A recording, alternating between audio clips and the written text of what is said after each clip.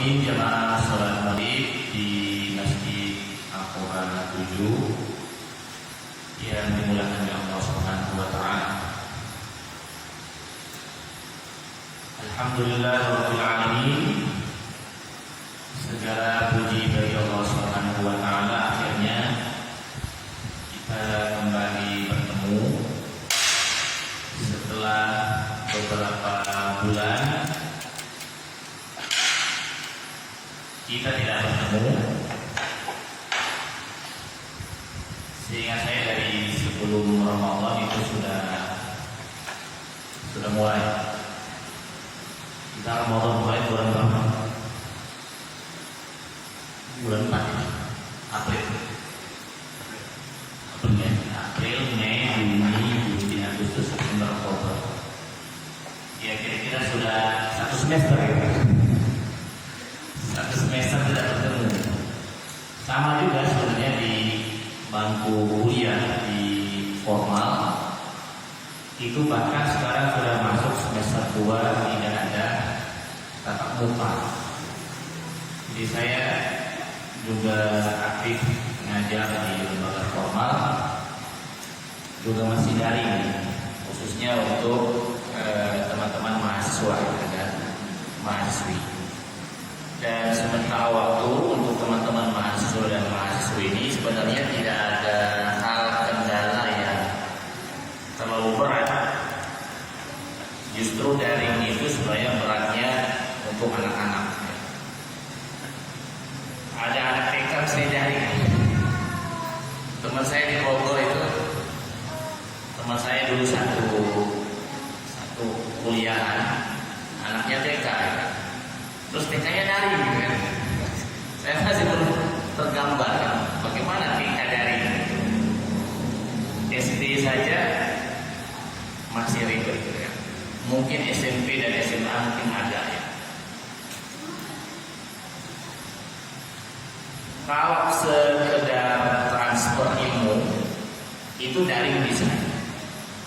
Transfer pengetahuan itu daring bisa.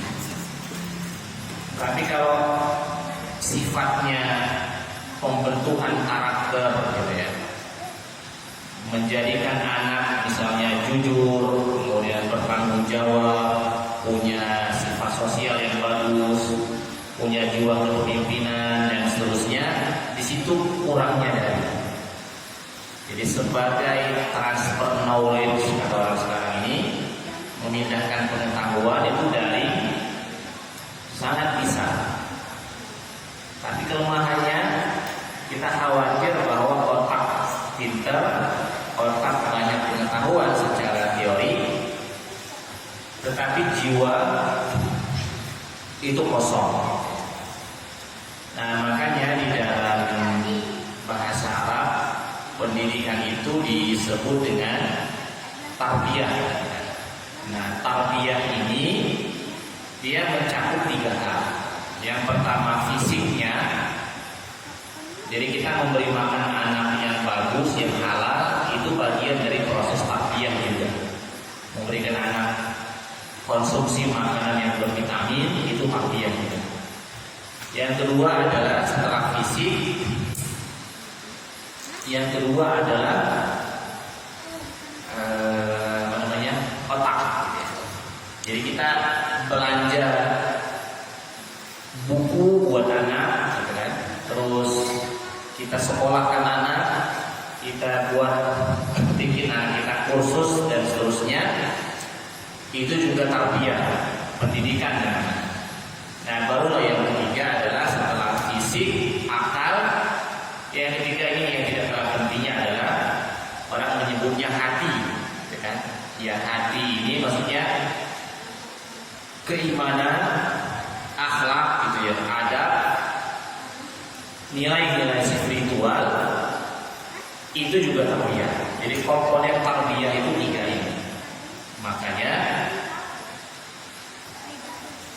anak secara umum itu adalah amanah besar terutama bagi orang tuanya dalam rangka mentarbiyah dari 3 sisi. Nah, sementara waktu kadang-kadang sebagian dari kita tiga sisi ini abai semua. Kadang-kadang ya. Misalnya tarbiyah fisik. Ya wallahu a'lam bishawab, apalagi zaman sekarang ini, zaman Covid seperti ini, penghasilan berkurang, pendapatan berkurang, akhirnya sumber makanan dan sumber minuman untuk anak-anak misalnya sedikit terganggu atau bahkan terganggu.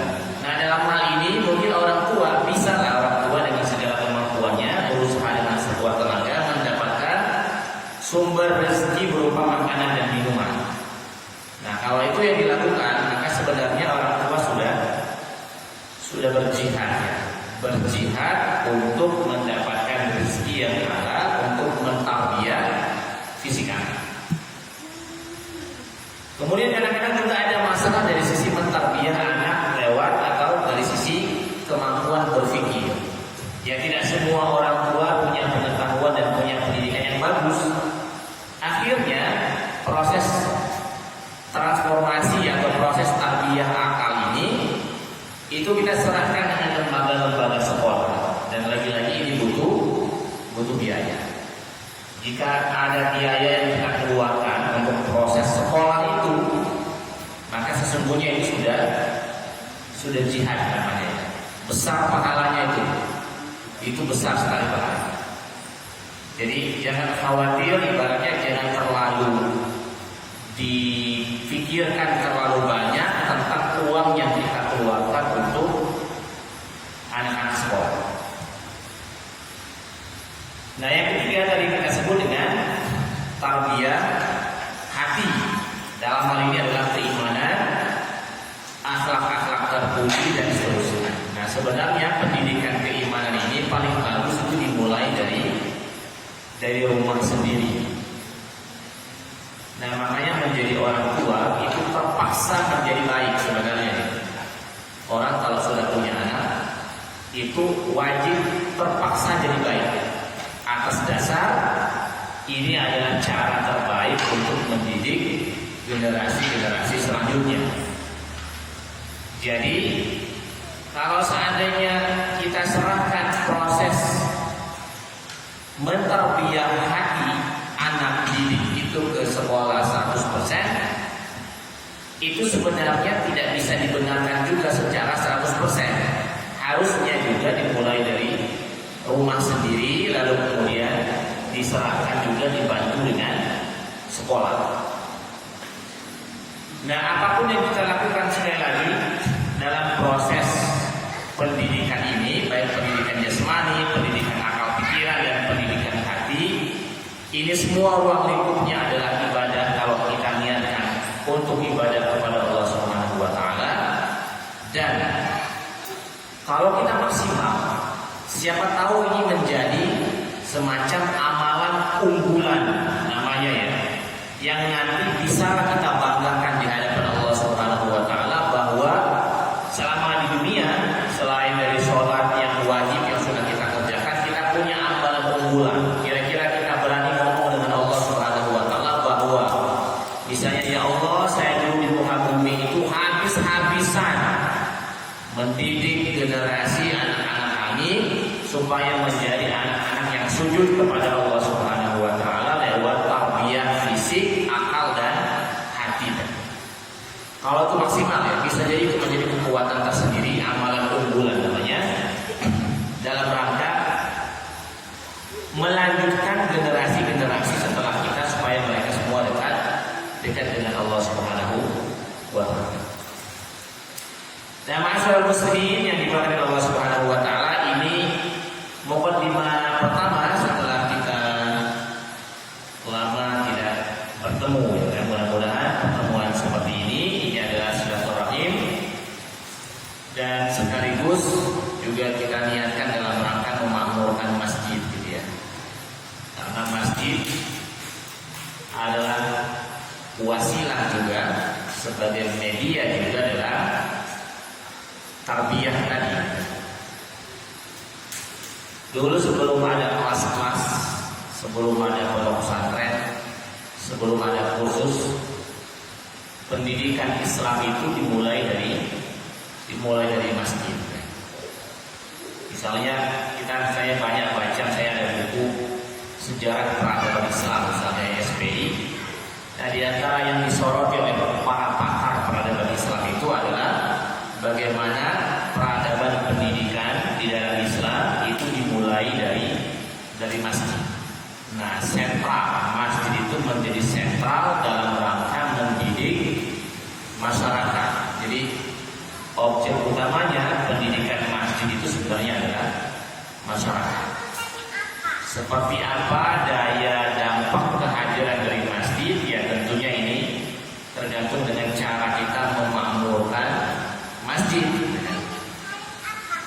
Masjid kita makmurkan dalam rangka ibadah, maka mudah-mudahan kiri, kanan, depan, belakang masjid itu dapat sentuhan pendidikan ibadah. Masjid sebagai pusat bakti sosial misalnya, maka kiri, kanan, depan, belakang mudah-mudahan juga mendapatkan dampak dari bakti sosial yang dimakmurkan, yang dimotori oleh masjid, sumber ekonomi. Kemudian yang tidak kalah pentingnya adalah proses pendidikan. Jadi bagaimana masjid juga memberikan pendidikan kepada depan, kanan, belakang lewat pemakmuran masjid dari sisi pendidikannya. Dan mudah-mudahan Aqabah 7 juga mengambil bagian dalam hal ini dan ke depan mudah-mudahan nanti bisa lebih dimaksimalkan lagi. Sebenarnya kehadiran media seperti ini bagus, tinggal nanti salurannya kemana misalnya ya. Kalau dalam teori difusi kebudayaan, penyebaran kebudayaan, itu salurannya itu ada dua. Satu namanya interpersonal, ini saluran seperti kita ini jalur interpersonal. Kemudian yang kedua adalah saluran media massa. Nah, yang seperti ini jangkauannya luas. Tinggal segmennya siapa nanti di-create, dibuat sedemikian rupa. Misalnya ada komunitas remaja, kemudian mereka kita arahkan untuk mengikuti ini dan seterusnya, itu bisa. Jadi sementara misalnya ini karena nanti live-nya di Facebook, ya Facebook juga sangat luas sekali sebarannya, dan bahkan sebarannya bisa internasional.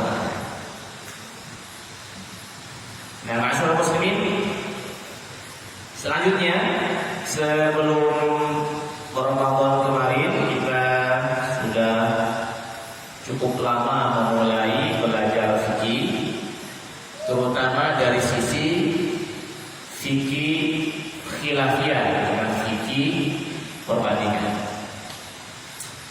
Dan kita sadar bahwa dalam permasalahan teknis fikih ini, sedari awal kita sudah mengatakan bahwa nanti permasalahan-permasalahan yang ada dalam kehidupan, jika ditinjau dari sudut pandang fikih, nanti pembagiannya ada dua. Satu, ada permasalahan-permasalahan yang disepakati oleh para ulama hukumnya, sehingga tidak boleh menyelisihi, dan kalau menyelisihi dianggap salah atau bahkan dianggap sebagai penentang yang buruk. Jadi menentang kesepakatan ulama itu dianggap buruk. Kalau istilah fikihnya namanya syadz. Syadz itu nyeleneh sendiri, itu tidak bagus. Terutama ini kaitannya dengan hukum fikih yang disepakati oleh para ulama. Nah, yang kedua adalah produk hukum fikih yang nanti sebagian dari ulama itu berselisih pendapat. Nah, dalam rangka inilah, dalam momen atau dalam segmen khilafiyah di antara para ulama inilah, karena jumlahnya terlalu banyak, akhirnya kita butuh mengenalkan sedikit demi sedikit khilafiyah di antara para ulama. Jadi porsinya itu besar. Porsi permasalahan fikih yang disepakati oleh para ulama ini sedikit. Porsi khilafiyahnya ini banyak. Nah, karena perkembangan fikih dari sisi sejarahnya itu dimulai dari Rasul Shallallahu Alaihi Wasallam, kemudian para sahabat, kemudian para tabiin, baru kemudian imam-imam mazhab, baru kemudian murid-murid beliau, hingga akhirnya sampai saat ini, sampailah di masa kita. Maka permasalahan khilafiyah ini nanti tergantung dengan kekuatan penyebaran faham atau pendapat khilafiyah masing-masing. Jadi misalnya pendapat misalnya yang akhirnya dalam permasalahan khilafiyah itu lebih banyak menyebar di Indonesia, misalnya pendapat dalam mazhab Syafi'i misalnya, maka ini tidak bisa kita halangi atas dasar memang penyebarannya memang lebih banyak para ulama yang masuk ke Indonesia sini. Itu jalurnya adalah yang pertama jalur Yaman, yang kedua jalurnya adalah Mesir, barulah nanti ada jalur Saudi Arabia. Terutama sekarang jalur Saudi Arabia cukup kuat. Tapi dulu tidak. Dulu jalurnya adalah jalur Yaman, kemudian jalur Mesir. Kalaupun jalur Saudi Arabia, dulunya juga Saudi Arabia itu pada abad ke-17, abad ke-18 itu juga mayoritasnya, bukan mayoritasnya, itu juga pengaruh Mesir dan Yamannya itu cukup kuat. Misalnya kita tahu para pendahulu ulama-ulama Indonesia dulu yang belajar di Mekah, yang belajar di Saudi Arabia, itu abad ke-17, abad ke-18 terutama, itu adalah orang-orang yang sebenarnya mereka lama menanggung 10 tahun, 20 tahun di Mekah sana.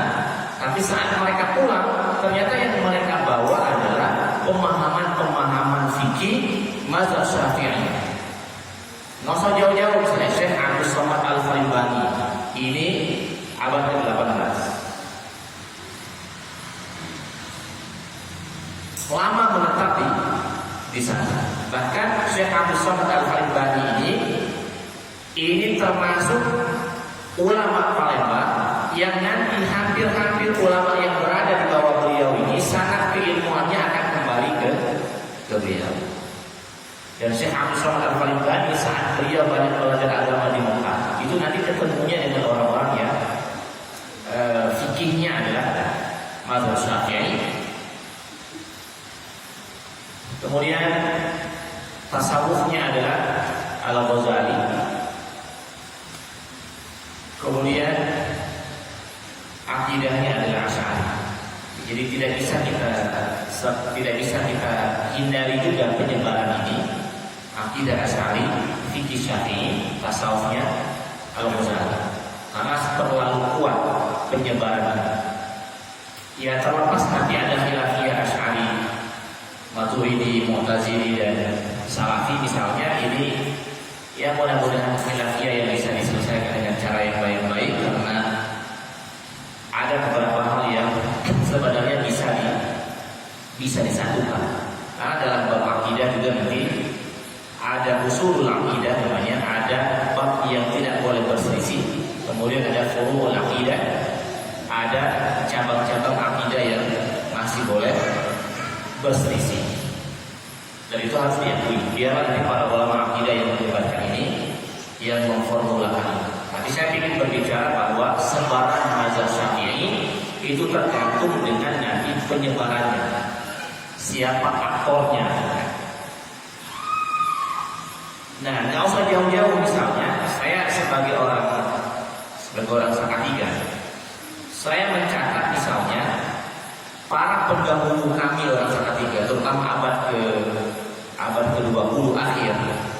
Misalnya kalau kita lacak dari sekitar tahun 1940-an ke bawah, saya seumur dengan Indonesia ini, itu ulama-ulama desa kami khususnya, saya mencatatnya hampir sekitar 20 orang yang kiai itu sanad keilmuannya sumbernya dari Makassar. Tapi saat pulang ke Salatiga, itu yang mereka bawa adalah fikihnya, terutama itu fikihnya adalah fikih Syafi'i. Ya akhirnya orang ini secara umum akan tersentuh dengan aktor-aktor ini, ya. Akhirnya aktor-aktor ini buat pesantren. Muncullah nanti ada 3 pesantren besar di Ogan itu. Misalnya satu pesantren Nurul Islam yang sekarang ini ada di Sri Bandung, Nurul Islam Sri Bandung. Yang kedua misalnya ada pesantren Rawat Muluk, tempat kami sekolah juga, tempat kami mengajar. Kemudian yang ketiga adalah pesantren Al-Ittifaqiyah yang ada di Indramayu. Nah lewat lembaga ini akhirnya sebaran sebaran tentang pendapat-pendapat fikih itu lebih besar lagi, salurannya lebih besar lagi, sehingga akhirnya mendominasi. Jadi begitu seterusnya. Jadi ini secara teknis penyebaran tentang khilafiyah di antara para ulama dan mana yang dipegang oleh masyarakat itu sebenarnya adalah sebaran yang bisa diformulakan dalam teori sosial. Nah sekarang akhirnya di abad ke-20 dan di abad ke-21 kita menemukan masyarakat kita sudah masyarakat yang fahamnya seperti itu dari sisi khilafiyah. Nah khilafiyah yang saya maksud adalah jika seandainya memang dari dulu ada dari masyarakat kita sudah memegang pilihan itu sebagai sebuah pilihan, ya tentunya kita harus berlapang dada dan menerima itu sebagai sebuah konsekuensi khilafiyah, kan?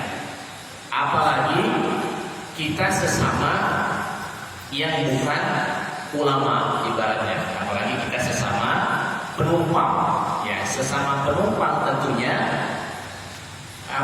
perdebatan kita tentang permasalahan khilafiyah itu tidak selevel dengan perdebatan para ulama tentang permasalahan khilafiyah. Nah tujuan dari pembelajaran fikih khilafiyah ini tidak lain dan tidak bukan sebenarnya salah satunya adalah mengenalkan bahwa memang di dalam permasalahan itu ada khilafiyahnya 1, 2, 3 misalnya. Kemudian dari yang pertama A, dari yang pertama B, dari yang pertama C. Nah untuk kemudian kita mengenal begini ternyata formula fikih dalam kasus ini, gitu kan, sehingga kita akhirnya lebih bisa menerima itu sebagai sebuah khilafiyah dan berlapang dada atas pilihan-pilihan yang dipilih oleh masyarakat kita. Dan dalam catatan sejarah tidak ada orang yang bisa menyatukan khilafiyah ini menjadi satu, itu enggak ada. Kecuali kalau nanti misalnya menyatukan hal-hal yang sifatnya fundamental, pokok, itu bisa. Nah maka di dalam masyarakat yang terjadi adalah ya seperti ini yang terjadi, mengalir apa adanya. Tergantung nanti sekali lagi siapa yang berperan untuk menyebarkan tentang satu pendapat, maka dia yang nanti akan menjadi dominan. Ya ibarat jualan lah. Siapa jualan yang paling laris itu berarti bahwa pelakunya atau penjualnya itu lebih aktif ketimbang penjual yang lain. Ya bukan dari sisi menang dan kalahnya, bukan, tapi ini adalah semangat dari para penganut pendapat tertentu misalnya dalam menyebarkan dan memahamkan, mengajarkan itu kepada masyarakat dan kepada generasi. Nah ini kita ibaratnya flashback ulang tentang urgensi pentingnya kita belajar permasalahan khilafiyah. Nah ma'asyiral muslimin, sebelum kita melanjutkan permasalahan khilafiyah berikutnya, poin-poin berikutnya, sekarang ini kita tengah berada di musim wabah, ya, musim penyakit. Saya ingin menyampaikan mukadimah ini dulu terkait dengan sikap kita tentang wabah ini, ya. Kalau ditinjau meninjau dari sisi fikihnya terutama. Yang pertama, ma'asyiral muslimin, dalam menghadapi atau dalam menyikapi kasus wabah ini, maka di dalam fikih kita dianjurkan untuk menghindari sumber penyakit. Jadi ini ini himbauan dari para ulama khususnya untuk menjauhi sumber penyakit. Nah, sebenarnya penyakit yang dimaksud itu penyakit apa saja harus dihindari. Misalnya anjuran ini salah satunya dimotori oleh sabda Rasul Shallallahu Alaihi Wasallam. Kata Rasul Shallallahu Alaihi Wasallam, la adwa wala tiyara wala hamma wala safa wa firra minal majzumi kama kafirru minal asad. La adwa, kata Nabi, sebenarnya tidak ada penyakit menular kecuali dengan izin Allah. Maksudnya begitu ya. Penyakit menular itu ada, tapi dia penularannya itu dia menjadi menular itu karena izin Allah Subhanahu wa taala. Wala qiyara, dan tidak ada juga sumber kesialan itu yang dinilai dari cara terbang burung. Dulu orang Arab itu kalau mereka menerbangkan burung pagi hari, kalau burungnya ke kanan, mereka optimis berjualan karena katanya itu hari keberuntungan. Itu nggak ada seperti itu nggak logis. Wala sofa, kata Rasul, dan tidak ada juga keburukan di bulan sofa. Jadi dari sisi bulannya itu tidak ada keburukan. Bulan sofa itu sebagai orang menyebutnya bulan Habib ya. Bulan Habib katanya tidak bagus untuk menikah. Daripada ditunda, kalau saya sih menikah saja boleh. Boleh nanti berubah pikiran ya. nanti berubah pikiran lebih susah lagi gitu ya. Intinya nggak ada keburukan dari sisi hari itu, nggak ada. Maksudnya hari itu tergantung kita yang mengisi gitu kan. Kalau kita isi dengan yang baik, insya Allah baik. Kalau buruk, walaupun hari Jumat, ya mohon maaf gitu kan. Walaupun malam Jumat, kalau isi dengan yang buruk jadinya. Walaupun hari Minggu, anggap saja itu adalah hari jelek misalnya, tapi kalau isi dengan kebaikan maka dia akan baik. Nah, terus dia kata Rasul, wa firra minal majzum, larilah kalian, ini kata perintah. Larilah kalian dari penyakit menular ya, penyakit lepra. Larilah kalian dari penyakit lepra. Kama kafirru minal asad, sebagaimana kalian berlari dari singa. Jadi aktifnya itu aktif menghindari sumber penyakit. Jadi kita punya pilihan untuk menghindari sumber penyakit. Jadi pilihan yang pertama terkait dengan sikap kita terhadap wabah. Segala hal yang sumber penyakit itu dihindari. Jangan melawan. Walaupun sebenarnya bisa kita punya tubuh yang kuat, melawan penyakit itu dalam arti kita mendatanginya itu tidak bagus. Dari sisi ketaatan kita terhadap himbauan dari Rasul Shallallahu Alaihi Wasallam. Itu yang pertama. Yang kedua, di musim wabah ini kita diminta sebenarnya untuk optimis. Jadi optimis itu maksudnya adalah selalu berpikiran baik bahwa kita bisa mengatasi ini dan kita bisa menjadi baik dan menjadi sehat dalam suasana wabah. Nah, Rasulullah Shallallahu Alaihi Wasallam juga dalam hal ini menyebutkan Anas, dari sahabat Anas, anna Nabiullah Shallallahu Alaihi Wasallam, bahwasanya Nabi Muhammad Shallallahu Alaihi Wasallam qala la adwa, tidak ada penyakit menular kecuali dari izin Allah Subhanahu Wa Taala. Wala tiyara, tidak ada hal-hal yang buruk hanya ditinjau dari terbangnya burung, itu tidak ada. Tapi kata Rasul, wa yu'jibunil fa'lu, dan saya menyukai al-fa'lu. Maksudnya selalu optimis, gitu kan?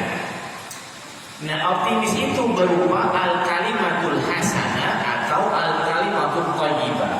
Ucapan-ucapan yang baik atau kata-kata yang baik.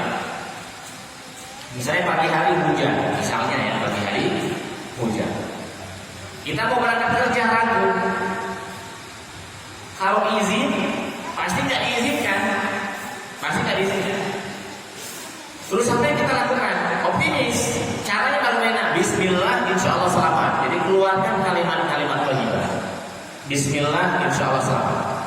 Keluar rumah. Jadi itu dimaksud dengan wa yu'jibu lil fa'l. Musim penyakit, penyebaran misalnya agak luas, maka kita mengeluarkan kalimat-kalimat thayyibah. Insya Allah dengan izin Allah kita bisa, kita selamat. Insya Allah dengan izin Allah kita sehat. Jadi semacam terapi kata-kata, terapi kata-kata. Sama lah misalnya kalau ada anak sakit, kita pegang dikit. Oh iya ini, insya Allah ini besok nasihat ini ya. Wa yu'jibu lil fa'l. Maksudnya begini. Jangan apa namanya?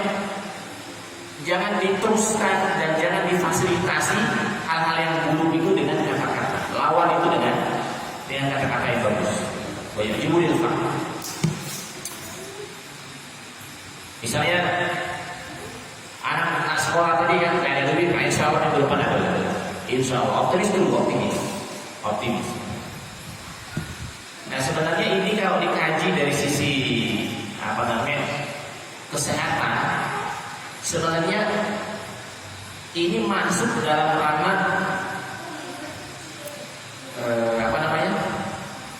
Kalau kita meyakinkan diri sendiri sehat gitu kan. Sugesti. Jadi ini sebenarnya orang sekarang nyebutnya sugesti.